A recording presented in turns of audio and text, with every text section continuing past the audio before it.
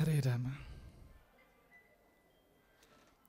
ಈಶ್ವರೋ ಗುರುರಾತ್ಮೇತಿ ಮೂರ್ತಿಭೇದ ವಿಭಾಗಿನಿ ವ್ಯೋಮವದ್ವ್ಯಾಪ್ತದೇಹಾಯ ದಕ್ಷಿಣಾಮೂರ್ತಯೇ ನಮಃ.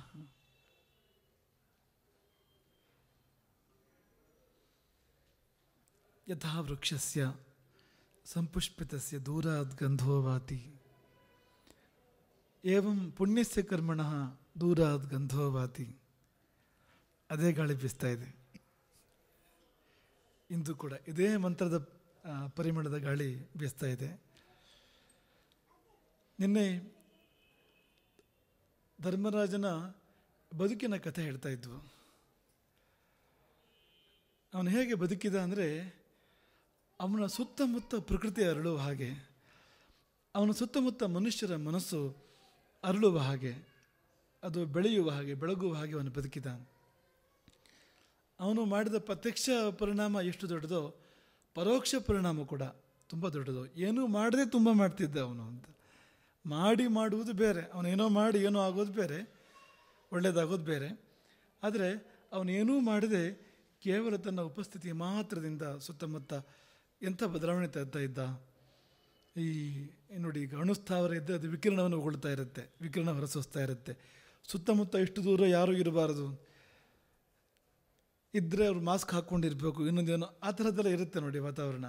ಹಾಗೆ ಇದು ವಿಕಿರಣವನ್ನೆಲ್ಲ, ಕಿರಣವನ್ನು ಹೊರಸೂಸ್ತಕ್ಕಂಥ ಒಂದು ಅಣುಸ್ಥಾವರ ಅಲ್ಲ, ಅದೊಂದು ಪರಮಾತ್ಮ ಸ್ಥಾವರ ಅಂತ ಅನ್ಬೇಕು ಅಂತ ಧರ್ಮರಾಜನನ್ನು. ನಿರಂತರವಾಗಿ ಅವನು ಸತ್ವವನ್ನು, ಸಾತ್ವಿಕತೆಯನ್ನು ಹೊರಸೂಸ್ತಾ ಇದ್ದ. ಈ ಶರಣರ ಬದುಕನ್ನು ಮರಣದಲ್ಲಿ ನೋಡುವಂತಾರೆ. ಅವನ ಮರಣವೂ ಕೂಡ ಹಾಗೆ ಇತ್ತು. ಧರ್ಮರಾಜನ ಮರಣ ಕೂಡ, ಮರಣ ಅವನು ಆರಿಸ್ಕೊಂಡಿದ್ದು. ಅವನು ಮಾತ್ರ ಅಲ್ಲ, ಆ ಇವರ ಸಹೋದರರು ಮತ್ತು ದ್ರೌಪದಿ ಆರಿಸ್ಕೊಂಡಿದ್ದು. ಅದಕ್ಕೆ ಮಹಾಪ್ರಸ್ಥಾನ ಅಂತ ಹೆಸರು. ಮಹಾಪ್ರಸ್ಥಾನ ಅಂದರೆ ಸಾವಿಗಾಗಿ ಅಥವಾ ಮುಕ್ತಿಗಾಗಿ ಪ್ರಯಾಣ ಅಂತ. ನಡ್ಕೊಂಡು ಹೋಗೋದು, ಈಶಾನ್ಯ ದಿಕ್ಕಿನ ಕಡೆಗೆ ನಡ್ಕೊಂಡು ಹೋಗೋದು, ಉತ್ತರ ದಿಕ್ಕಿನ ಕಡೆ, ಈಶಾನ್ಯ ದಿಕ್ಕಿನ ಕಡೆ ನಡ್ಕೊಂಡು ಹೋಗೋದು. ಎಲ್ಲಿವರೆಗೆ ಅಂದರೆ ಶರೀರ ಬೀಳುವವರೆಗೆ, ಅಂದರೆ ಈ ಲೋಕದಿಂದ ಆ ಲೋಕಕ್ಕೆ ನಡ್ಕೊಂಡು ಹೋಗೋದು ಅಂತ. ಅದು ಮಹಾಪ್ರಸ್ಥಾನ ಅಂತ ಹೆಸರು. ಒಬ್ಬೊಬ್ಬರೇ ದಾರಿಯಲ್ಲಿ ಅವನ ಹಿಂದೆ ಇರೋರೆಲ್ಲರೂ ಬಿದ್ದೋಗ್ತಾರೆ. ನಿಮಗೆಲ್ಲ ಆ ಕಥೆ ಗೊತ್ತಿದೆ. ದ್ರೌಪದಿ ಕೊನೆಯಲ್ಲಿದ್ಲು, ಆಮೇಲೆ ಸಹದೇವ, ನಕುಲ, ಅರ್ಜುನ, ಭೀಮ, ಮುಂದೆ ಧರ್ಮರಾಜ. ದಾರಿಯಲ್ಲಿ ಒಬ್ಬೊಬ್ಬರೇ ಬಿದ್ದು ಮರಣವನ್ನಪ್ತಾರೆ. ಅದಕ್ಕೆಲ್ಲ ಕಾರಣಗಳಿದ್ವು. ದ್ರೌಪದಿ, ಹಾಗೆ ನೋಡಿದರೆ ದ್ರೌಪದಿ ಮಹಾರೂಪವತಿ, ನಕುಲನು ಕೂಡ ಹಾಗೆ ಮಹಾರೂಪವಂತ. ಅವರಂಥ ರೂಪವಂತರು, ಅಂಥ ಒಬ್ಬ ಪುರುಷ ಒಬ್ಬ ಸ್ತ್ರೀ ಅವತ್ತಿನ ಕಾಲದಲ್ಲಿ ಇಲ್ಲ. ಅಂಥ ರೂಪವಂತರು ಅವರಿಬ್ಬರು ಕೂಡ. ಆದರೆ ರೂಪ ಅವರ ರಕ್ಷಣೆಗೆ ಬರಲಿಲ್ಲ, ಅವರು ದೇಹವನ್ನು ಕಳ್ಕೊಳ್ತಾರೆ. ಸಹದೇವ ದೊಡ್ಡ ಶಾಸ್ತ್ರಜ್ಞಾನಿ, ಅವನ ಶಾಸ್ತ್ರಜ್ಞಾನ ಆ ಸಮಯದಲ್ಲಿ ಸಹಾಯಕ್ಕೆ ಬರಲಿಲ್ಲ. ಅರ್ಜುನ ಮಹಾಪರಾಕ್ರಮಿ, ಭೀಮ ಮಹಾಬಲವಂತ. ಆ ಪರಾಕ್ರಮ ಬಲಗಳು ಕೂಡ ಅವರ ದೇಹವನ್ನು ಉಳಿಸಲಿಲ್ಲ. ಅವರೆಲ್ಲರೂ ಮಧ್ಯ ಮಾರ್ಗದಲ್ಲೇ ಬಿದ್ದು ಹೋಗ್ತಾರೆ. ಇವನೊಬ್ಬ ಮಾತ್ರ ಮುಂದಕ್ಕೆ ಹೋಗ್ತಾ ಇದ್ದ. ಇವನು ಪಾಪ ಅದು ಯಾವುದೂ ಅಲ್ಲ, ನಕುಲ ದ್ರೌಪದಿಯರ ಹಾಗೆ ರೂಪವಂತ ಅಲ್ಲ, ಅಂದರೆ ಅಂಥ ರೂಪವಂತ ಅಲ್ಲ ಅಂತ, ಲೋಕನೈತಿ ರೂಪವಂತ ಅಷ್ಟೇ ಅವನು ಧರ್ಮರಾಜ ಅಂತಂದರೆ. ಅರ್ಜುನನಂಥ ಪರಾಕ್ರಮಿ ಅಲ್ಲ, ಭೀಮನ ಹಾಗೆ ಬಲಿಷ್ಠ ಅಲ್ಲ ಅವನು. ಸಹದೇವನಂಥ ಶಾಸ್ತ್ರ ಪಾಂಡಿತ್ಯ, ತುಂಬ ದೊಡ್ಡ ವಿವೇಕಿ ಅವನು, ಅಲ್ಲ ಅಂತಲ್ಲ, ಸಹದೇವ ಹೆಚ್ಚು. ಇನ್ನು ಇದು ಯಾವುದೂ ಅವನಲ್ಲಿಲ್ಲ. ಅಂದರೆ ಅಸಾಧಾರಣವಾದ ಎಜುಕೇಷನ್ ಆಗಲಿ, ಸ್ಟ್ರೆಂತ್ ಆಗಲಿ, ಸ್ಕಿಲ್ ಆಗಲಿ, ಅಥವಾ ಅಂಥದ್ದು ಯಾವುದೋ ಅವನಲ್ಲಿಲ್ಲ. ಆದರೆ ಧರ್ಮ ಇತ್ತು ಅವನಲ್ಲಿ. ಹಾಗಾಗಿ ಅವನೊಬ್ಬ ಮಾತ್ರ ನಿಜವಾದ ಅರ್ಥದಲ್ಲಿ ಈ ಲೋಕದಿಂದ ಆ ಲೋಕಕ್ಕೆ ನಡ್ಕೊಂಡು ಹೋಗ್ತಾನೆ. ತ್ರಿಶಂಕುವಿನ ಕಥೆ ಈ ಮೊದಲೇ ನಾವಿಲ್ಲಿ ಪ್ರಸ್ತಾಪ ಬಂದಿದೆ. ಅವನಿಗೊಂದು ವಿಚಿತ್ರ ಅಪೇಕ್ಷೆ ಇತ್ತು, ಶರೀರ ಸಹಿತ ಸ್ವರ್ಗಕ್ಕೆ ಹೋಗಬೇಕು ಅಂತ. ಆದರೆ ಅವನಿಗೆ ಆಗಲಿಲ್ಲ ಅದು ಅಂತ. ಅದಕ್ಕಾಗಿ ಒಂದು ಯಜ್ಞ ಮಾಡೋಕ್ಕೆ ಪ್ರಯತ್ನ ಮಾಡ್ತಾನೆ ಅವನು. ಆದರೆ ಜೀವನದಲ್ಲಿ ಅಂಥದ್ದು, ಅದಕ್ಕಾಗಿ ಒಂದು ಯಜ್ಞ ಮಾಡೋದಕ್ಕಿಂತ ಜೀವನವನ್ನೇ ಯಜ್ಞವಾಗಿ ಮಾಡಿ ಬದುಕಿದರೆ ತಾನೇ ಆಗುತ್ತೆ ಅನ್ನೋದಕ್ಕೆ ಧರ್ಮರಾಜ ಉದಾಹರಣೆ. ಅವನೊಬ್ಬನು ಮಾತ್ರ ಅವನ ಶರೀರ ಪತನ ಆಗಲಿಲ್ಲ ಅಂತ. ವಿಮಾನ ಬಂತು ದೇವಲೋಕದಿಂದ, ವಿಮಾನವನ್ನು ಏರಿ ಅವನು ಸ್ವರ್ಗಕ್ಕೆ ಹೋಗ್ತಾನೆ. ಏತರ ಮಧ್ಯೆ ಒಂದು ನಾಯಿ ಅವನನ್ನು ಹಿಂಬಾಲಿಸ್ತಾ ಇತ್ತು, ನಿಮಗೆಲ್ಲ ಗೊತ್ತಿದೆ ಆ ಕಥೆಯದು. ಹಾಗಾಗಿ ಅವನು ಹೇಳಿದ, ನಾಯಿಯನ್ನು ಕರ್ಕೊಂಡು ಹೋಗ್ತೇನೆ ಸ್ವರ್ಗಕ್ಕೆ ಅಂತ ಹೇಳ್ತಾನೆ. ಉಳಿದವರೆಲ್ಲರೂ ಕೂಡ ಮಧ್ಯ ಮಾರ್ಗದಲ್ಲಿ ಹಿಂದಿರುಗ್ತಾರೆ. ಅಂದರೆ ಕೊನೆಯವರೆಗೂ ಅವನ ಜೊತೆ ಬರೋಕ್ಕಾಗಲಿಲ್ಲ, ಅವನ ತಮ್ಮಂದರಿಗೆ, ಅವನ ಪತ್ನಿಗೆ. ಆದರೆ ಅವನ ನಾಯಿ ಮಾತ್ರ ತಪ್ಪದೆ ಅವನ ಜೊತೆಗೆ ಬರ್ತಾ ಇತ್ತು. ವಿಮಾನ ಬಂದಾಗ ಇದು ನಾನು ಒಟ್ಟಿಗೆ ಬರ್ತೀವಿ ಅಂತ ಹೇಳಿದಂಥವನು. ಅದು ಎಂಥ ಒಂದು ಪುಣ್ಯಾತ್ಮ ಅವನು ಅಂತಂದರೆ, ಜೊತೆಗಾರರನ್ನು ಬಿಡದವನು ಅಂತ. ಆ ಸಮಯದಲ್ಲಿ ನೆನಪಾಗತ್ತೆ ನಮಗೆ. ನೀವು ಆಲೋಚನೆ ಮಾಡಿ, ನಿಮ್ಮ ಮುಂದೆ ಸ್ವರ್ಗದಿಂದ ವಿಮಾನ ಬಂದು ನಿಂತಿದೆ ಅಂದರೆ ನಿಮ್ಗೆ ಯಾರಾದರೂ ನೆನಪಾಗತ್ತೆ ಆ ಸಮಯದಲ್ಲಿ? ಮೊದಲು ಹೊತ್ತಿ ದಾಟ್ಕೊಂಡ್ಬಿಡು ಅಂತ. ನಾಯಿ ಅದೇನು ಹಳೆ ಅಂತ, ಈಗ ಇವನ ವನವಾಸರಿದ್ದ ಜೊತೆಗಿದ್ದ ನಾಯಿ ಅಲ್ಲ, ಅದೇನು ಅರಮನೆಯಲ್ಲಿದ್ದ ಜೊತೆಗಿದ್ದ ನಾಯಿ ಕೊಡಲ್ಲ ಅಲ್ಲ, ಎಲ್ಲ ಸಮಯದಲ್ಲೂ ಜೊತೆಗಿದ್ದ ನಾಯಿ ಅದು ಒಂದು ಅರ್ಥದಲ್ಲಿ. ಅವನ ಕಾವಲು ಕಾಯ್ತಾ ಇದ್ದ ನಾಯಿ ಅಂತ ಅನ್ಬೇಕು ನಾವು. ಅದು ಇಲ್ಲ ಜೊತೆಗೆ ಬಂದಿದೆ ಅಂತ. ಆಗ ನಾಯಿ ನಿಜ ರೂಪದಲ್ಲಿ ಪ್ರಕಟ ಆಯಿತು, ಧರ್ಮ ನಾನು ಅಂತ, ನಿನ್ನ ಜೊತೆಗಿದ್ದ ಯಾವಾಗಲೂ ಅಂತ. ಹಾಗಾಗಿ ನಿನಗೆ ಸಾವು ಬರಲಿಲ್ಲ ಅಂತ. ಅದೇ ಧರ್ಮ ಜೊತೆಗಿದ್ದವರಿಗೆ ಸಾವಿಲ್ಲ ಅನ್ನೋದಕ್ಕೆ ವಿಭೀಷಣ ಒಂದು ಉದಾಹರಣೆ. ಇನ್ನೊಂದು ಉದಾಹರಣೆ ಧರ್ಮರಾಜ ಅಂತ, ಸ್ವರ್ಗಕ್ಕೆ ಹೋದ ಅಂತ. ಅಂದರೆ ಅವರು ಶರಣರ ಮಹತಿಯನ್ನು ಮರಣದಲ್ಲಿ ಕಾಣುವಂತಂದರೆ, ಇಲ್ಲಿ ಧರ್ಮರಾಜನ ಮರಣದಲ್ಲಿ ಕಾಣ್ತೇವೆ ನಾವು. ಎಷ್ಟು ಜನ ಹೀಗೆ ಹೋಗಿದ್ದಾರೆ ಹೇಳಿ, ಈ ಲೋಕದಿಂದ ಆ ಲೋಕಕ್ಕೆ. ಅಂದರೆ ಎಂಥ ಸ್ಮೂತ್ ಟ್ರಾನ್ಸ್ಫರ್ ಅಂದರೆ ಅದು, ಈ ಲೋಕದಿಂದ ಆ ಲೋಕಕ್ಕೆ. ಇಷ್ಟು ಸ್ಮೂತಾಗಿ ಈ ಒಂದು ಲೋಕದಿಂದ ಇನ್ನೊಂದು ಲೋಕಕ್ಕೆ ಹೋಗ್ತಾರೆ ಯಾರಾದರೂ ಅಂತ. ಸಾವಿನ ನೋವು ಇದ್ದೇ ಇದೆ ಅಂತ ಅಲ್ಲಿ. ಅದಿಲ್ಲದೆ ಲೋಕದಿಂದ ಲೋಕಕ್ಕೆ ಬದಲಾವಣೆ ಇಲ್ಲ ಅಂತ. ಆದರೆ ಅತ್ಯಂತ ಸ್ಮೂತ್ ಟ್ರಾನ್ಸ್ಫರ್ ಅಂದರೆ ಧರ್ಮರಾಜನದ್ದೇ ಅಂತ. ಅವನು ಹೀಗೆ ಆ ಶರೀರ ಸಹಿತವಾಗಿ ಹಾಗೆ ವಿಮಾನ ಏರಿ ಸ್ವರ್ಗಕ್ಕೆ ಹೋದ ಅಂತ. ಅಂದರೆ ಆ ಶರೀರ ಇಲ್ಲಿಗೂ ಅಲ್ಲಿಗೂ ಸಲ್ಲುವಂಥ ಶರೀರ ಅದು, ಅಂಥ ಪುಣ್ಯ ಶರೀರ. ಶರೀರ ಯಾಕೆ ಬದಲಾಗುತ್ತೆ ಅಂದರೆ, ಅಲ್ಲಿ ವಾತಾವರಣ ಹೊಂದ್ಕೊಳ್ಳೋದಕ್ಕೆ ಈ ಶರೀರಕ್ಕೆ ಆಗೋದಿಲ್ಲ ಅಂತ. ಆ ಸುಖ ಅನುಭವಿಸೋ ಶಕ್ತಿಯು ಶರೀರಕ್ಕೆ ಇರೋದಿಲ್ಲ, ಸ್ವರ್ಗದ ಸುಖವನ್ನು. ನರಕದ ದುಃಖ ಅನುಭವಿಸೋ ಶಕ್ತಿ ಕೂಡ ಈ ಶರೀರಕ್ಕೆ ಇರೋದಿಲ್ಲ ಅಂತ. ಬೇರೆ ಶರೀರ ಬರುತ್ತೆ. ನೀವು ಹಿಮಾಲಯಕ್ಕೆ ಹೋಗೋದಾದ್ರೆ ನೀವು ಸ್ವೆಟರ್ ಹಾಕ್ಕೊಂಡು ಹೋಗಬೇಕು ಅಂತಂದು ಹಾಕಿದ್ದು ಅಂತ, ಅಲ್ಲಿ ಬೇರೆ ಅಂಗಿ ಹಾಕ್ಕೊಂಡು ಹೋಗೋಲ್ಲಿಗೆ ಅಂತ. ಆದರೆ ಧರ್ಮರಾಜನಂದು ಬಾಡಿ ಅವನು ಹೇಗೆ ಅಂದರೆ ಆಲ್ ಪ್ರೂಫ್ ಅಂತದ್ದು. ಅದು ಇಲ್ಲೂ ಬರುತ್ತೆ, ಸ್ವರ್ಗಕ್ಕೂ ಬರುತ್ತೆ, ನರಕಕ್ಕೂ ಬರುತ್ತೆ ಅಂತ ಶರೀರ ಅವನದ್ದು. ಹಾಗಾಗಿ ಅಂದರೆ ಅಂಥ ಪುಣ್ಯ ಕರ್ಮಗಳ ಶರೀರ ಅದು ಅಂತ, ಅಂಥ ಬದುಕನ್ನು ಬದುಕಿರುವಂಥ ಶರೀರ ಅಂತ.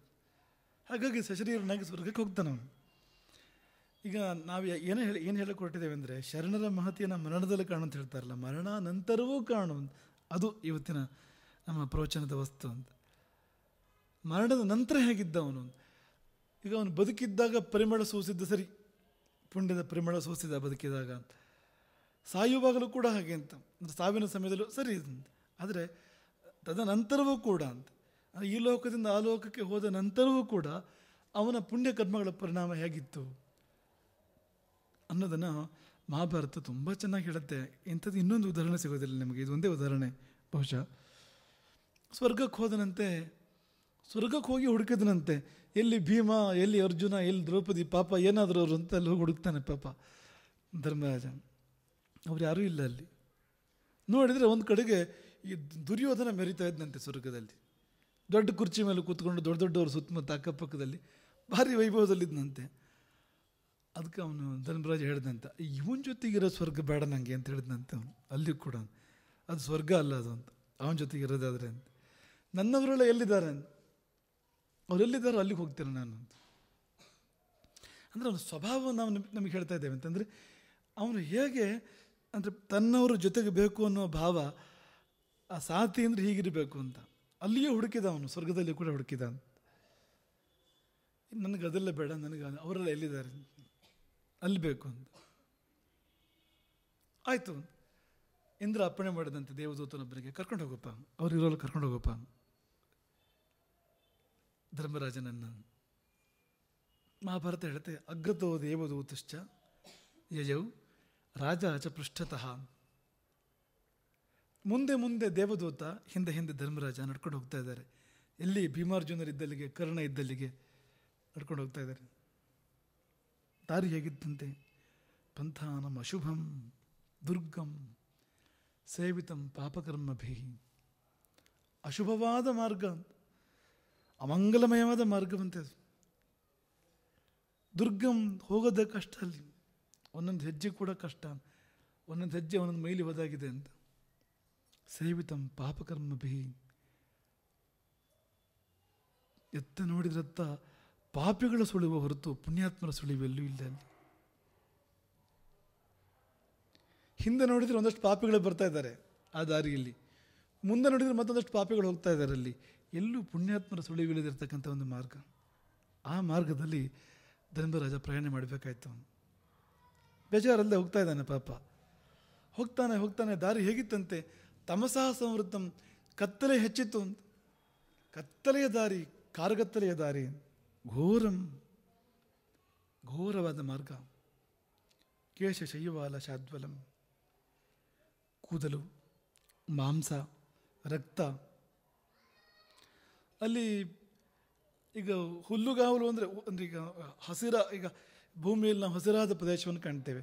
ಆ ಹಸಿರಿನ ಜಾಗದಲ್ಲಿ ಕಪ್ಪಿತ್ತಂತೆ ಅಲ್ಲಿ ಅಂತ, ಹುಲ್ಲಿನ ಜಾಗದಲ್ಲಿ ಕೂದಲು.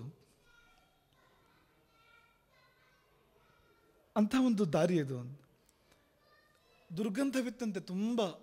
ಯಾರದು ಅಂದರೆ ಯುಕ್ತಂ ಪಾಪಕೃತಾಂ ಗಂಧೈ. ಹೇಳಿದ್ವಲ್ಲ, ಒಳ್ಳೆ ವೃಕ್ಷ ಆದರೆ ಒಳ್ಳೆ ಹೂ ಬಿಟ್ಟಿರುತ್ತೆ, ಒಳ್ಳೆ ಪರಿಮಳ ಸೂಸ್ತಾ ಇರುತ್ತೆ ಅದು ಅಂತ. ಆದರೆ ಅದಲ್ಲದೆ ಇದ್ದರೆ ದುರ್ಗಂಧವನ್ನು ಸೂಸ್ತಾ ಇರುತ್ತೆ. ಯುಕ್ತಂ ಪಾಪಕೃತಾಂ ಗಂಧೈ, ಪಾಪಿಗಳ ದುರ್ಗಂಧ, ಪಾಪಿಗಳ ಶರೀರಗಂಧ ಅದರಿಂದ ತುಂಬಿತ್ತು ಆ ದಾರಿ. ಎಲುಬುಗಳು, ಕ್ರಿಮಿಕೀಟಗಳು, ಬೆಂಕಿ. ಜ್ವಲನೇನ ಪ್ರದೀಪ್ತೇನ ಸಮಂತಾತ್ ಪರಿವೇಷ್ಟಿತು. ಯಾವ ಕಡೆ ನೋಡಿದರೂ ಬೆಂಕಿಯೇ ಅದಕ್ಕೆ ಪರಿಧಿ ಅಂತ, ಬೇಲಿ ಅಂತ. ಬೆಂಕಿಯ ಬೇಲಿಯ ಊರು ಅಂತ ಆ ಊರು. ಜ್ವಲನೇನ ಪ್ರದೀಪ್ತೇನ, ಹೊತ್ತಿ ಉರಿಯುವ ಬೆಂಕಿ ಎಲ್ಲಿ ನಿಂತರೂ ಕಾಣುತ್ತೆ ಅಂತ. ಕೊನೆ ಗಡಿ ಅದು ಒಂದು ಬೆಂಕಿ ಅಂತ. ಎಲ್ಲಿ ನೋಡಿದ್ರು ಅಂತ ತಪ್ಪಿಸ್ಕೊಂಡು ಹೋಗಕ್ಕೆ ಸಾಧ್ಯ ಇಲ್ಲ ಅಲ್ಲಿ ಬಂದವರು. ಹದ್ದು ಕಾಗೆಗಳು,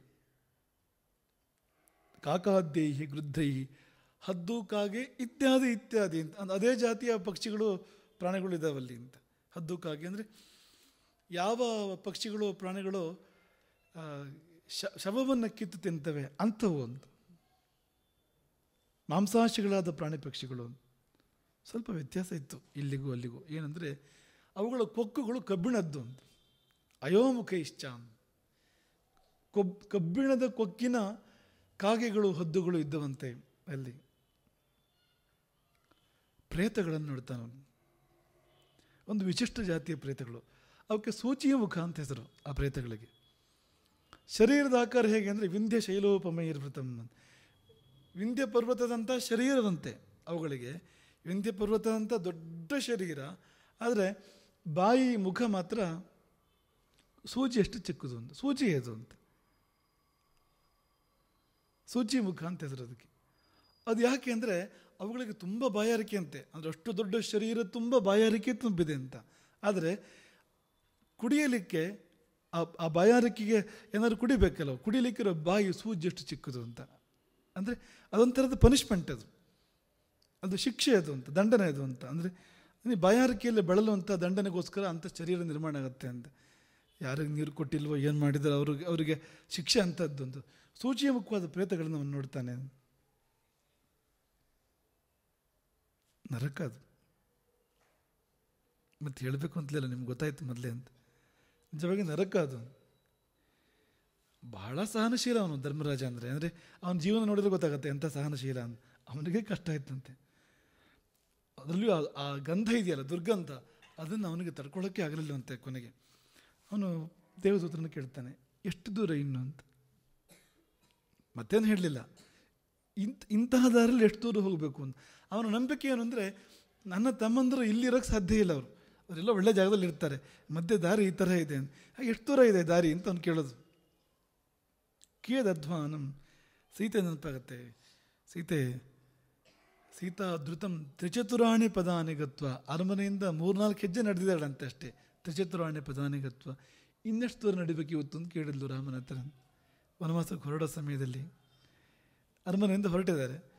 ಒಬ್ಬ ಕವಿ ವರ್ಣನೆ ಮಾಡ್ತಾನೆ, ಅದನ್ನ ಭಾಳ ಹೃದಯಂಗಮವಾಗಿ ವರ್ಣನೆ ಮಾಡ್ತಾನೆ. ಸೀತಾ ಧೃತಂ ತ್ರಿಚತುರಾಣಿ ಪದಾನಿ, ಬೇಗ ಬೇಗ ನಡೆದ್ಲಂತೆ 3-4 ಹೆಜ್ಜೆ. ಅಂದರೆ ಹುಮ್ಮಸ್ಸಿತ್ತು ಆಗ ಅಂತ. 3-4 ಹೆಜ್ಜೆ ಅಂತ ನಡೆದವಳೆ ಕೇಳಿದ, ಇನ್ನೆಷ್ಟು ದೂರ ಅಂತ. ಆಗ ರಾಮಾಶ್ರಣ ಕೃತವತಿ ಪ್ರಥಮಾವತಾರಂ, ರಾಮನ ಕಣ್ಣಲ್ಲಿ ಮೊದಲ ಬಾರಿಗೆ ನೀರು ಬಂತು ಅಂತ ಹೇಳ್ತಾನೆ ಆ ಕವಿ. ಇನ್ನು 3-4 ಹೆಜ್ಜೆ ಅಷ್ಟು ನಡೆದಿರೋದು, 14 ವರ್ಷ ಬಾಕಿ ಇದೆ. ಎಷ್ಟು ದೂರ ಎಷ್ಟು ದೂರ ನಡಿಬೇಕು ಇವತ್ತು ಅಂತ ಕೇಳ್ತಾಳೆ. ಇನ್ನು ಹೇಗೆ ಮುಂದಿನ ದಿನಗಳು ಹೇಗೆ ಅಂತ. ಹಾಗೆ ಕಣ್ಣೀರು ಬಂತು ರಾಮನಿಗೆ ಅಂತ ರಾಜಶೇಖರ ಕವಿ ವರ್ಣನೆ ಮಾಡ್ತಾನೆ. ತುಂಬ ಹೃದಯಂಗಮ ಅದು.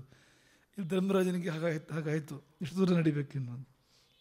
ಅದಕ್ಕೆ ದೇವದೂತ ಹೇಳಿದಂತೆ, ನೀನು ನಡಿಬೇಕು ಅಂತೇನಿಲ್ಲಪ್ಪ, ನಮ್ಮ ಒಡೆಯ ಹೇಳಿದ್ದು ನಿನಗೆ ಸಾಕಾಗೋರಿಗೆ ಹೋಗಲಿ ನೀನು ಅಂತ. ಸಾಕಾದರೆ ಹಿಂದಿರ್ಗೋಣ ಅಂತ. ಆಗಲು ನಡೆಯೋಕ್ಕೆ ಹಿಂದಿರುಗೋಣ ಅಂತ. ಹಿಂದಿರುಗಿದನಂತೆ ಧರ್ಮರಾಜ. ಅಷ್ಟೇ, ಹಿಂದಿರುಗಿದನಂತೆ ಅಂತಂದರೆ ಮುಖ ಹಿಂದೆ ಮಾಡಿದನಂತೆ ಅಷ್ಟೇ ಅಂತ. 100 ಧ್ವನಿಗಳು ಬಂದವು ಸುತ್ತಮುತ್ತ, ಎಲ್ಲೆಲ್ಲಿಂದಲೂ 100 ಧ್ವನಿಗಳು, ಕೆಲವು ಪರಿಚಯ ಧ್ವನಿಗಳು. ಅದರಲ್ಲಿ ಆ ಧ್ವನಿಗಳು ಧರ್ಮರಾಜನನ್ನೇ ಸಂಬೋಧನೆ ಮಾಡ್ತಾ ಇದ್ವು ಅಂತ. ದೀನವಾದ ಮಾತುಗಳು ಕೇಳಿಬಂದವು, ಆಕ್ರಂದನಗಳು ಕೇಳಿಬಂದವು ಅಂತ. ಭೋಭೋ ಧರ್ಮಜ, ಅಯ್ಯೋ ಅಯ್ಯೋ ಧರ್ಮರಾಜ ಕರಿತಾ ಇದ್ದಾರೆ ಎಲ್ಲರೂ ಕೂಡ. ರಾಜರ್ಷೆ, ಹೇ ರಾಜರ್ಷಿಗೆ. ಪುಣ್ಯಾಭಿಜನ ಸಂಬೋಧನೆ ಇದು. ಆ ಸಂಬೋಧನೆ ಬಹಳ ಚೆನ್ನಾಗಿದೆ. ಪುಣ್ಯಾಭಿಜನ ಶಬ್ದಕ್ಕೆ ಮೇಲ್ನೋಟದ ಅರ್ಥ ಪುಣ್ಯ ಕುಲ ಸಂಬೋಧ ಅಂತ, ಸರಿಯಾದ ಅರ್ಥ ಪುಣ್ಯವೇ ನಿನ್ನ ಕುಲ ಅಂತ. ಪುಣ್ಯವೇ ನಿನ್ನ ಕುಲ ಅಂತ. ಆ ಕುಲದಲ್ಲಿ ಹುಟ್ಟಿದವನು, ಪುಣ್ಯವಾದ ಕುಲದಲ್ಲಿ ಹುಟ್ಟಿದವನು ಅನ್ನೋದು ಒಂದು ಅರ್ಥ, ಪುಣ್ಯವೆಂಬ ಕುಲದಲ್ಲಿ ಹುಟ್ಟಿದವನು ಅಂತ. ಹಾಗಾಗಿ ನೀನು ಹಾಗೆ, ನಾವು ಹೀಗೆ ಅಂತ. ಅವೆಲ್ಲ ನರಕವಾಸಿಗಳ ಆಕ್ರಂದನ. ಅವರೆಲ್ಲ ಕರಿತಾ ಇದ್ದಾರೆ ಧರ್ಮರಾಜನನ್ನ. ಪಾಂಡವ ಅನುಗ್ರಹಾರ್ಥಂ ಅಸ್ಮಾಕಂ ತಿಷ್ಠ ತಾವನ್ ಮುಹೂರ್ತಕಂ. ನಮಗಾಗಿ, ನಮ್ಮ ಮೇಲೆ ದಯೆಗಾಗಿ, ನಮ್ಮ ಮೇಲೆ ಕೃಪೆ ದೂರಿ ಸ್ವಲ್ಪ ಹೊತ್ತು ನಿಲ್ಲು, ಇಲ್ಲೇ ಇರು. ತಿಷ್ಠ ತಾವನ್ ಮುಹೂರ್ತಕಂ, ಒಂದು ಸ್ವಲ್ಪ ಹೊತ್ತು, ಒಂದು ಮುಹೂರ್ತ ಇಲ್ಲಿರು. ಯಾಕೆ ಅಂತ ಪ್ರಶ್ನೆ ಕೂಡಲೇ ಹುಟ್ಟೋದು, ಯಾಕೆ ಅಂತ. ಅವರ ಆ ಪ್ರೇತಗಳು ಕಾರಣವನ್ನು ಹೇಳ್ತವೆ, ಯಾಕೆ ಇರಬೇಕು ಧರ್ಮರಾಜ ಅಲ್ಲಿ ಅಂತ. ಆಯಾತಿತ್ವೈ ದುರ್ಧರ್ಷೆ ವಾತಿ ಪುಣ್ಯ ಸಮೀರಣ. ಎಷ್ಟೋ ಕಾಲದ ನಂತರ ಒಳ್ಳೆ ಗಾಳಿ ಬೀಸಿದೆ ಇಲ್ಲಿ ಈಗ ಅಂತ. ಎಷ್ಟೋ ಕಾಲದ ನಂತರ ನಾವೆಲ್ಲ ಇಲ್ಲಿ ಕಷ್ಟಪಡ್ತಾ ಇದ್ದೇವೆ, ಚಿತ್ರಹಿಂಸೆನ ಅನುಭವಿಸ್ತಾ ಇದ್ದೇವೆ. ನಾವು ಬಂದ ನಂತರ ಒಂದು ಒಳ್ಳೆ ಗಾಳಿ ಬೀಸಿದ್ದಿಲ್ಲ ಇಲ್ಲಿವರೆಗೂ ಅಂತ. ಇಲ್ಲಿ ತ್ವಯಿ ದುರ್ದರ್ಶ, ನೀನೆಂಥವನು ಅಂದರೆ ದುರ್ದರ್ಶ ಅಂತ. ಈ ನರಕವೂ ಕೂಡ ನಿನ್ನ ಮೇಲೆ ಪರಿಣಾಮ ಬೀರುವಂಥ ಶಕ್ತಿ ಅದಕ್ಕಿಲ್ಲ ಅಂತ. ನರಕವನ್ನು ಮೀರಿದವನು, ನರಕದ ಮಧ್ಯೆ ನಿಂತು ನರಕದ ಮೇಲೆ, ಅಂದರೆ ಧರ್ಮರಾಜನ ಪರಿಣಾಮ ನರಕದ ಮೇಲೆ ಆಗ್ತಾ ಇದೆ ಅಂತ ಅಲ್ಲಿ ಅಂಥವನು ನೀನು ಅಂತ. ಅದರ ಪರಿಣಾಮವಾಗಿ ವಾತಿ ಪುಣ್ಯ ಸಮೀರಣ. ಅದಕ್ಕೆ ನಾವು ಆವಧಾರಣೆ ತಗೊಳ್ತಾ ಇರೋದು. ಯಥಾ ವೃಕ್ಷಸ್ಯ ಸಂಪುಷ್ಪಿತಸ್ಯ ದೂರಾದ್ ಗಂಧೋ ವಾತಿ ಏವಂ ಪುಣ್ಯಸ್ಯ ಕರ್ಮಣಃ ದೂರಾದ್ ಗಂಧೋ ವಾತಿ. ಹೂ ಬಿಟ್ಟ ಮರದ ಪರಿಮಳ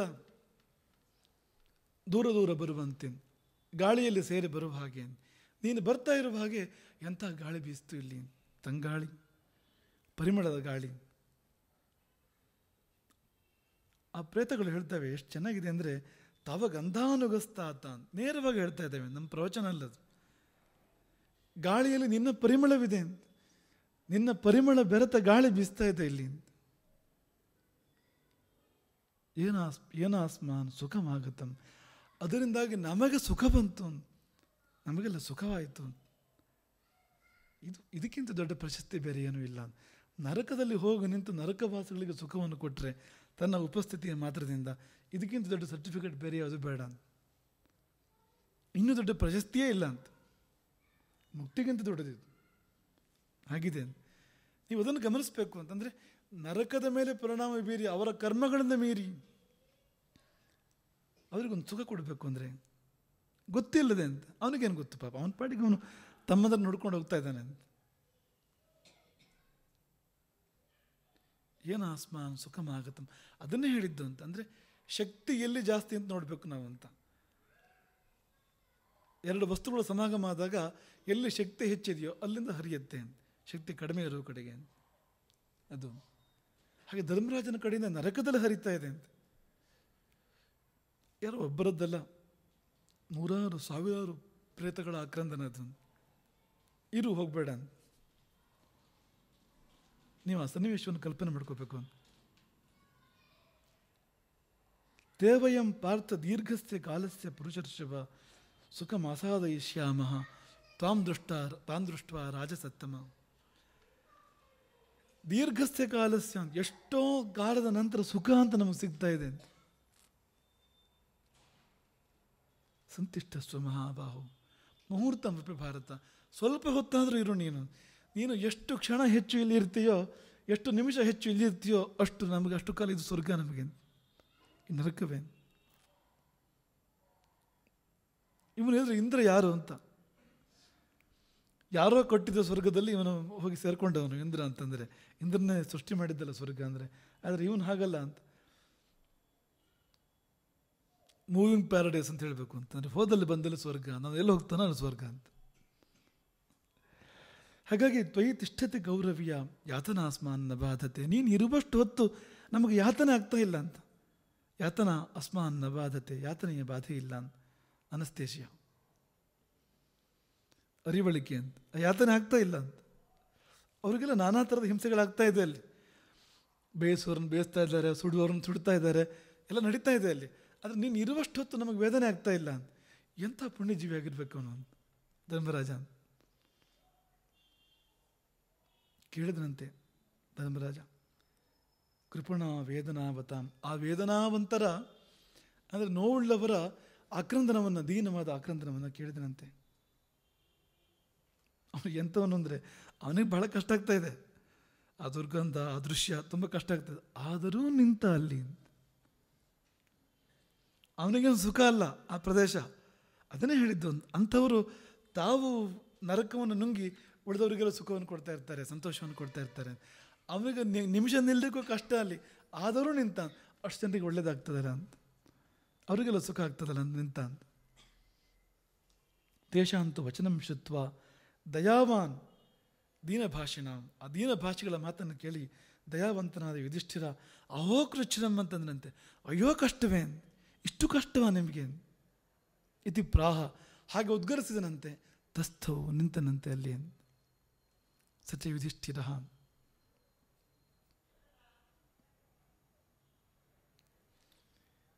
ನಾವು ಯಾವ ವಿಷಯ ಪ್ರಸ್ತಾಪ ಮಾಡ್ತಾ ಇದೀವೋ ಅದಕ್ಕೆ ಉದಾಹರಣೆ ಇದೆ ಅಂತ. ಅಂದರೆ ಹೇಗಿರುತ್ತೆ ಅನ್ನೋದನ್ನು ಮಹಾಭಾರತ, ಅದಕ್ಕಾಗಿ ಒಂದು ಪ್ರಕರಣ ಇಲ್ಲ, ನೀವು ನೋಡ್ತಾ ಹೋದಾಗ ಎಂಥ ಉದಾಹರಣೆಗಳು ಸಿಗ್ತವೆ ನಿಮಗೆ ಅಂತ. ನಾವು ಯಾಕೆ ಪುಣ್ಯಾತ್ಮರ ಸಂಸರ್ಗ ಮಾಡಬೇಕು, ಯಾಕೆ ಪಾಪಿಗಳ ಸಂಸರ್ಗ ಮಾಡಬಾರ್ದು ಅನ್ನೋದಕ್ಕೆ ಇನ್ನೇನು ಉದಾಹರಣೆ ಬೇಕು ಅಂತ. ಈಗ ಹೇಳಿ, ಯಾರು ದೊಡ್ಡವರು? ದುರ್ಯೋಧನ ದೊಡ್ಡವನು, ಧರ್ಮರಾಜ ದೊಡ್ಡವನು. ಎಷ್ಟೋ ಜನ ಕಾವ್ಯಗಳನ್ನು ಬರೆದು ಬಿಟ್ಟಿದ್ದಾರೆ. ಆ ಧರ್ಮರಾಜನ ಮೂಲೆಗೆ ಹಾಕಿ ದುರ್ಯೋಧನನೇ ನಾಯಕನನ್ನು ಮಾಡಿ, ಮಹಾನಾಯಕನನ್ನು ಮಾಡಿ, ಕಥೆಗಳನ್ನು, ಕಾವ್ಯಗಳನ್ನು, ಕಾದಂಬರಿಗಳನ್ನು, ನಾಟಕಗಳನ್ನು ಎಲ್ಲ ಮಾಡಿ ಮುಗಿಸ್ಬಿಟ್ಟಿದ್ದಾರೆ. ಆದರೆ ಇಲ್ಲಿ ಬಂದು ನೋಡಬೇಕು ಅಂತ, ಯಾರು ನಾಯಕ ಅಂತ ನಿಮಗೆ ಹೇಳಲಿಕ್ಕೆ ನಾವು ಅದನ್ನು ಮರೆತು ಅಂತ ಅನಿಸುತ್ತೆ.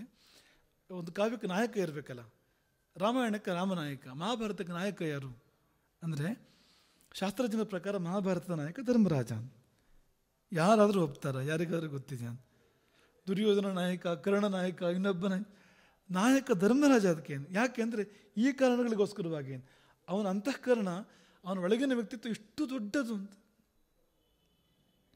ನರಕವನ್ನು ಮೀರುವಷ್ಟು ದೊಡ್ಡದದ್ದು ಅಂತ, ನರಕವನ್ನೇ ಸ್ವರ್ಗವಾಗಿ ಬದಲಾಯಿಸುವಷ್ಟು ದೊಡ್ಡದದ್ದು ಅಂತ. ಹಾಗಾಗಿ ನಾಯಕ ಅವನೇ. ಅಂದರೆ ಒಂದು ಕೃಷ್ಣ ನಾಯಕನಾಗಬೇಕಲ್ಲ ಅಂತಂದರೆ, ಆದರೆ ಕೃಷ್ಣ ಅದು ವಿಶ್ವನಾಯಕ. ಅವನು ಅದು ಭಾಗವತಕ್ಕೆ ಕೃಷ್ಣ ನಾಯಕ. ಅದು ಮಹಾಭಾರತ ಅನ್ನೋದು ಪಾಂಡವರ ಕಥೆ, ಅದು ಪಾಂಡವರ ಕೌರವರ ಕಥೆ. ಅದು ಅದಕ್ಕೆ ಬಂದಾಗ ನಾಯಕ ಇವನು ಧರ್ಮರಾಜ ನಾಯಕ. ಅಂದರೆ ಕೃಷ್ಣ ಹಾಗೆಲ್ಲ ಮಾಡಿದ್ರೆ ದೊಡ್ಡದು ಏನೂ ಅಲ್ಲ, ನಾವು ದೇವರು ಅವನು ಕೃಷ್ಣ ಅಂತ. ಅಂದರೆ ಜೀವರ ವರ್ಗಕ್ಕೆ ಸೇರಿ ಇಷ್ಟೆಲ್ಲ ಮಾಡಿದ್ನಲ್ಲ ಅವನು, ಇಷ್ಟತ್ರ ಏರಿದ್ನಲ್ಲ ಅವನು ಧರ್ಮರಾಜ ಅಂತ. ಇದನ್ನು ಪರಿವರ್ತನೆ ಮಾಡ್ತೇವೆ ಪ್ರಕರಣವನ್ನು. ಈಗ ಮುಂದೆ ಚೂರು ಸ್ವಾರಸ್ಯಕರವಾದ ಕಥೆ ಇದೆ ಅಲ್ಲಿ. ಸ್ವಾರಸ್ಯ ಏನು ಅಂದರೆ, ಆ ಧ್ವನಿಗಳೆಲ್ಲ ಕೇಳಿದಾಗ ಆಯ್ತಲ್ಲ ಅವನಿಗೆ, ನೆನಪು ಮಾಡಿಕೊಡ್ತಾನೆ. ಯಾರ ಧ್ವನಿಗಳು? ಅಪರಿಚಿತ ಧ್ವನಿಗಳು ಬೇಕಾದಷ್ಟು ಇತ್ತು ನರಕವಾಸಿಗಳದ್ದು. ಕೆಲವು ಧ್ವನಿಗಳು ಪರಿಚಿತ ಇದರಲ್ಲಿ. ಯಾರಿದ್ದು ಅಂದರೆ ಭೀಮ, ಅರ್ಜುನ, ನಕುಲ, ಸಹದೇವ, ದ್ರೌಪದಿ, ಕರ್ಣ, ಇವ್ರದ್ದೆಲ್ಲ ಧ್ವನಿ ಇತ್ತಂತೆ ಅಲ್ಲಿ.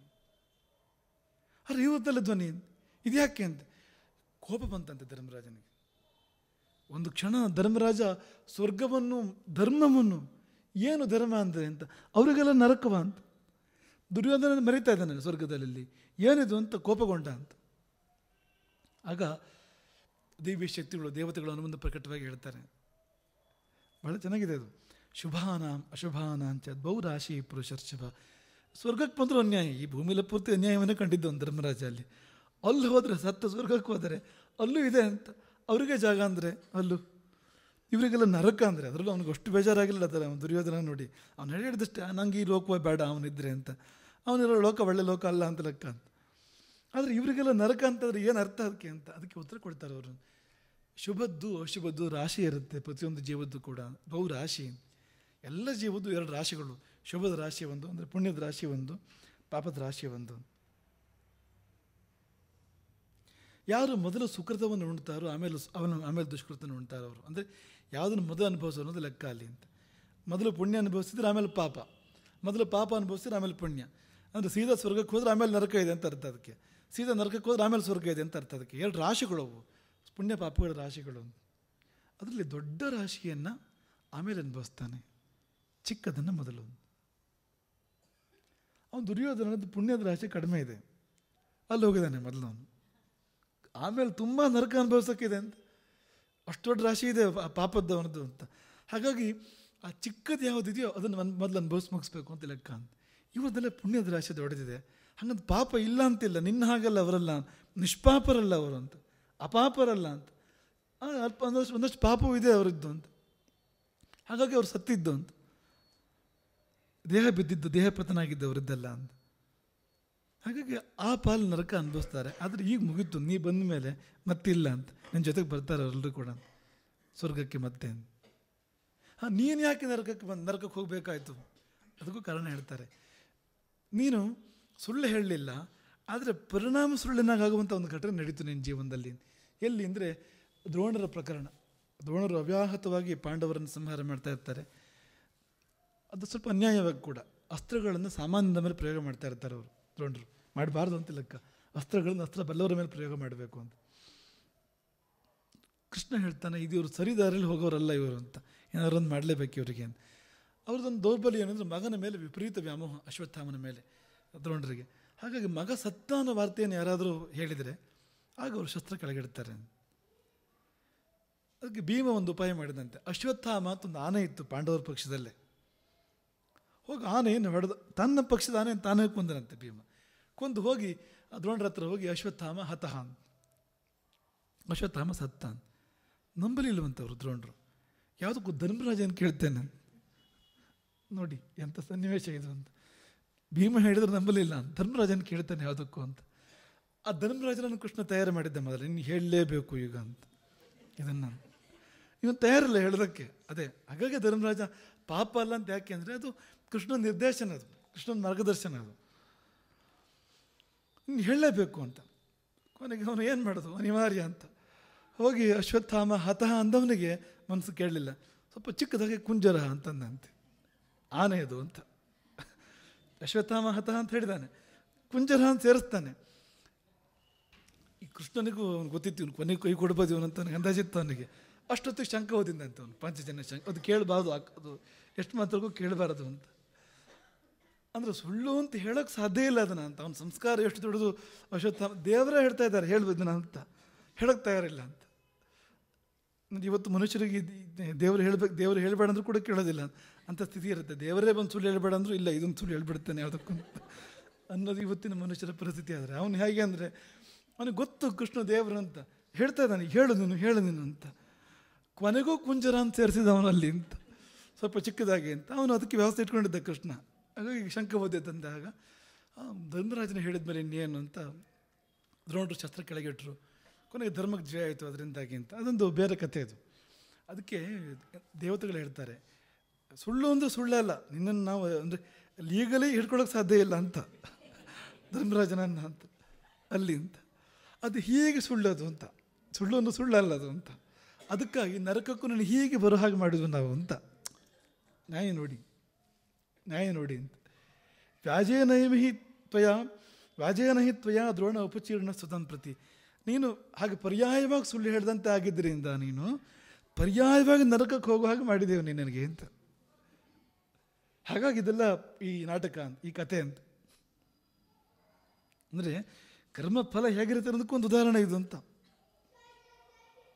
ನರಕ ಕಾಣಲಿಲ್ಲ ಅವನಿಗೆ, ಕೇಳಿಸ್ತು ಅಷ್ಟೇ ಅಂತ ಅಲ್ಲಿ ಅಂತ. ನರಕದ ದುರ್ಗಂಧ ಬಂತು ಅಷ್ಟೇ ಅವನಿಗೆ. ಆ ಜೀವಗಳನ್ನು ನೋಡಲಿಲ್ಲ ಅವನು, ಅಲ್ಲಿ ಅವು ಅನುಭವಿಸೋ ಯಾತ್ರೆ ಪ್ರತ್ಯಕ್ಷ ಕಣ್ಣಿಂದ ನೋಡಲಿಲ್ಲ ಅವನು. ಅಂದರೆ ಒಂದಷ್ಟು ಪರಿಣಾಮ ಉಂಟಾಗುವಂತೆ ಆಯಿತು ಅಂತ. ನೆಪದಿಂದ ಅವನೇ ಆರಿಸ್ಕೊಂಡಿದ್ದು, ಇವರೇನು ಹೋಗು ಅಂತ ಹೇಳಲಿಲ್ಲ. ಅಂದರೆ ಸ್ವರ್ಗಕ್ಕೆ ಕೂಡ ಧೈರ್ಯ ಇಲ್ಲ ಅಂತ ಧರ್ಮರಾಜನಿಗೆ, ನರಕಕ್ಕೆ ಹೋಗು ಅಂತ ಹೇಳೋ ಧೈರ್ಯ ಇಲ್ಲ ಅಂತ. ಅವನೇ ಹೋದ್ರೆ ಆಯ್ತು ಅಷ್ಟೇ ಹೊರತು ಇವ್ರಿಗೆ ಅವನು ಕಳಿಸೋ ಶಕ್ತಿ ಇಲ್ಲ ಅಂತ ಸ್ವರ್ಗಕ್ಕೆ ಅಂತ. ಬದುಕಿದ್ರೆ ಅವನಾಗಿ ಬದುಕಬೇಕು ಅಂತ, ಧರ್ಮರಾಜನಾಗಿ ಬದುಕಬೇಕು ಅಂತ. ಅಂಥ ಬದುಕು ಅದಕ್ಕೆ ಸಾವೇ ಇಲ್ಲ ಅಂತ ಮುಂದುವರಿಯುತ್ತೆ ಸ್ವರ್ಗದಲ್ಲೂ ಕೂಡ ಅದು ಅಂತ. ಅಲ್ಲಿಯೂ ಸ್ವರ್ಗವೂ ಕೂಡ ಡಿಕ್ಟೇಟ್ ಮಾಡೋ ಹಾಗಿಲ್ಲ ಅಂತ, ನಿನಗೆ ಇಂಥದ್ದೊಂದು ಇದೆ, ನಿನ್ನ ನರಕಕ್ಕೆ ಹೋಗು ಅಂತ ಹೇಳೋ ಹಾಗಿಲ್ಲ ಅಂತ, ಹೇಳೋ ಶಕ್ತಿ ಇಲ್ಲ ಅಂತ. ಅಷ್ಟು ಶ್ರೇಷ್ಠ ಅವನು ಅಂತ. ಹಾಗಾಗಿ ಹಾಗೆಲ್ಲ ಬದುಕಿದಾಗ ಅಂಥವ್ರು ಸುತ್ತಮುತ್ತ ಬದುಕುವ ಯೋಗವೇ ತುಂಬ ದೊಡ್ಡದು. ಅಂಥವ್ರ ಕಾಲದಲ್ಲಿ ಬದುಕಿದರೆ ಅಂಥವ್ರ ಜೊತೆಗೆ ಬದುಕಿದರೆ, ಅಂಥವ್ರು ಸುತ್ತಮುತ್ತ ಬದುಕಿದರೆ, ಕೊನೆ ಪಕ್ಷ ಅವ್ರ ಗಾಳಿ ಬೀಸೋಲ್ಲಿ ಎಲ್ಲರೂ ಒಂದು ಕಡೆ ಇದ್ದರೂ ಕೂಡ ಅವ್ರ ಅಂಶ ನಮಗೆ ಸಿಗುತ್ತೆ. ಅವ್ರ ಹತ್ರ ಬೇಕಾದಷ್ಟಿದೆ, ಸುತ್ತ ಹರಿತಾ ಇರುತ್ತೆ, ನಮ್ಗೆ ಒಂದಷ್ಟು ಸಿಗುತ್ತೆ. ಹಾಗಾಗಿ ಪುಣ್ಯಾತ್ಮರ ಸಂಸರ್ಗವನ್ನು, ಪುಣ್ಯಾತ್ಮರ ಸಹವಾಸವನ್ನು ಮಾಡಬೇಕು. ನಾರಕಿಯಾದರೂ ಕೂಡ, ನರಕಕ್ಕೆ ಬೀಳುವಂಥ ಪಾಪಿಯಾದರೂ ಕೂಡ ಅದನ್ನು ಮೀರುವ ಶಕ್ತಿ, ಅದನ್ನು ದಾಟುವ ಶಕ್ತಿ ಅದರಿಂದ ಬರುತ್ತೆ. ಆ ನರಕ ಇಲ್ಲ ಆಗುತ್ತೆ.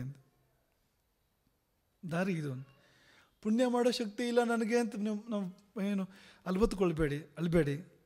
ಪುಣ್ಯಾತ್ಮರ ಸುತ್ತಮುತ್ತ ಹೋಗಿರಿ, ಅವ್ರ ಸಂಸರ್ಗದಲ್ಲಿರಿ, ನಿಮ್ಗೆ ಬರುತ್ತೆ ಪುಣ್ಯ.